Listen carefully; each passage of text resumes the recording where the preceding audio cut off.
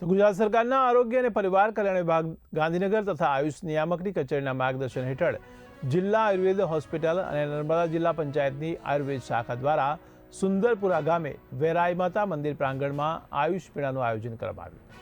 કાર્યક્રમના અધ્યક્ષસ્થાને ગામના અગ્રણી અને પૂર્વ સંસદીય સચિવ હર્ષદ વસાવા ઉપસ્થિત રહ્યા।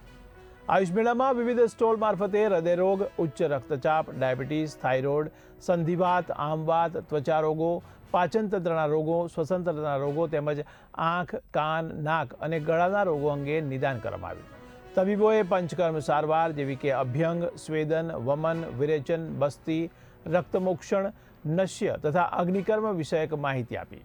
આ પ્રસંગે મોટી સંખ્યામાં ગ્રામજનો પણ ઉપસ્થિત રહ્યા હતા।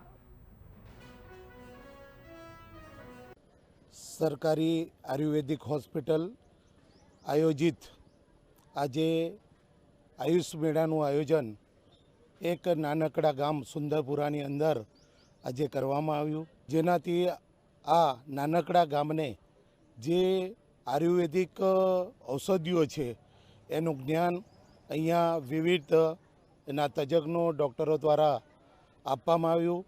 આ દેશની અંદર આદરણીય પ્રધાનમંત્રી શ્રી નરેન્દ્રભાઈ મોદી સાહેબના જે એમનો ડ્રીમ પ્રયાસ છે કે દરેક વ્યક્તિ નિરોગીમય બને અને એના માટે આયુર્વેદિક ચિકિત્સા પદ્ધતિથી આ લોકો અપનાવતા થાય, જેનાથી કોઈ પણ વ્યક્તિને કોઈ એની આડકતરી બીજી કોઈ પણ એને અસર આ આયુર્વેદિક ઔષધિઓથી કોઈ શરીરમાં બીજી અસરો આડકતરી થતી નથી અને જડમૂળથી રોગનું નિદાન કરવાનું કામ એ આયુર્વેદિક ઔષધિથી કરવામાં